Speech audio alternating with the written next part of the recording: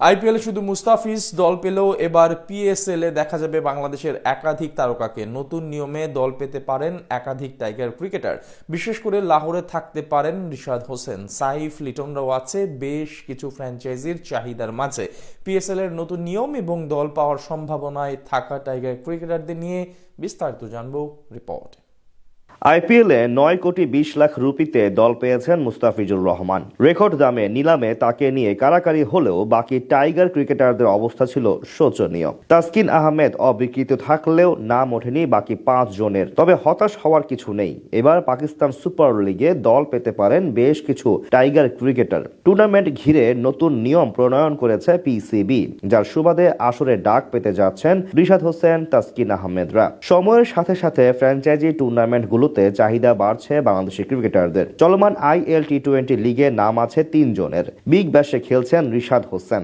এছাড়া কিছুদিন আগে আবুধাবি টি10 লিগে খেলে এসেছেন সাইফ হাসান ও তাসকিন আহমেদ। তেমনি এবার পাকিস্তান সুপার লিগে দেখা যেতে পারে কয়েকজনকে।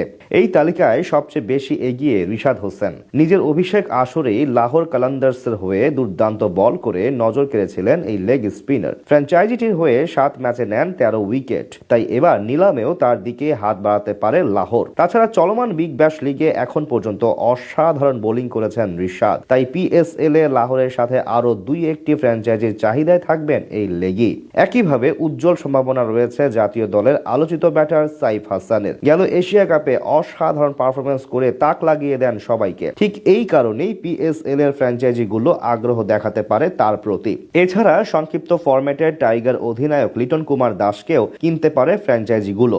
গতবার করাচি কিংসের হয়ে খেলতে গেলেও ইনজুরি নিয়ে আবারও দেশে ফিরে আসেন এই উইকেট কিপার ব্যাটার। এছাড়া তাসকিন আহমেদ, নাহিদ রানা ও তাওহিদ হৃদয়রাও সুযোগ পেতে পারেন পিএসএল এ। কেননা এবার টুর্নামেন্টটিতে বাড়ছে দল সংখ্যা। 6 দলের পরিবর্তে 8 ফ্র্যাঞ্চাইজি নিয়ে মাঠে গড়াবে 2026 পাকিস্তান সুপার লিগ।